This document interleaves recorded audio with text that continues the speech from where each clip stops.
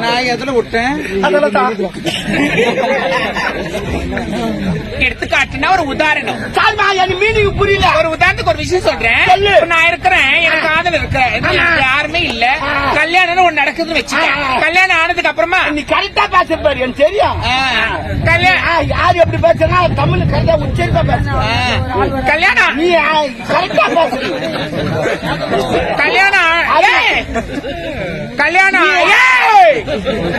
உம்மா தாலியா அத்துரு அத்து வந்து அத்துருவா சுத்தமா எங்க அப்பங்கார எனக்கு குடியில வர வர குடியில நீ வந்து அத்துரு ஒரு கோட்டு வாங்கினா ஒன்றே குடிக்கிறோம் அவனா அப்பங்காரனா ஒரு பிள்ளைக்காரன் ஒரு 90 தட்டாளா சரி 90 விடு ஒரு 45 தட்டாளா அவன் ஒரு அப்பங்காரனா ஆனா நான் குடிச்சா மட்டும் குரங்கு மாதிரி வந்து உட்காந்து எங்க அப்பங்கார அவன் குத்துட்டு நான் குடிக்க வந்தேன். என்னடா இது என்ன குடும்பம்? நாட்டை வாழ வைக்கிறோம் நாட்டை வாழ வைக்கிறோம். நான் 3 கோட்டை எங்க அப்ப 3 கோட்டு ஒரு கோட்டை 6 கோட்டு ஒரு நாளைக்கு ஒரு கோட்டு 20 ரூபா வரி 120 ரூபா கவர்மெண்ட் நான் கட்டுறேன் தெரியுமா தெரியுமா.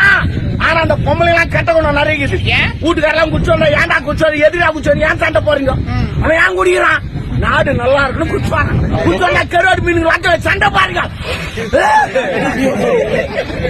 நாளைக்கு கருவாடு மீன் எல்லாம் வறுத்து வைக்காதீங்க, தொடப்ப கடை எடுத்து அச்சா உரப்படாத வட்ட நாங்க துணுவோம். நாங்க பாக்காத ஓதியா இன்னைக்கு தொடப்பட்டு லட்சா நாளைக்கு சந்தோஷமா இருப்போம். அதுல நான் சந்தோஷம். அது அச்சு உங்களுக்கு தெரியும் வாங்க உங்களுக்கு தெரியும். அதெல்லாம் இருக்க கூடாது.